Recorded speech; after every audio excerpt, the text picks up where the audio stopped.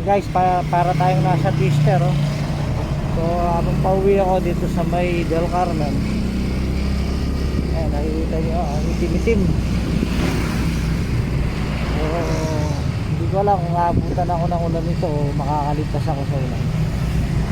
So ganun pa man, pwede naman tayo, may dala naman tayong makakapote, saka yung malakas na malakas. So guys, oh, napakaitim, madilim. Sana makauwi tayo bago maglasing. Hindi na tayo nag-stop.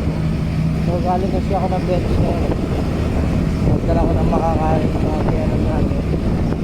Nagdala ng misis ko. So kahit piyan tayo, dahil mga magulang natin yan, hindi natin pwede pabayaan.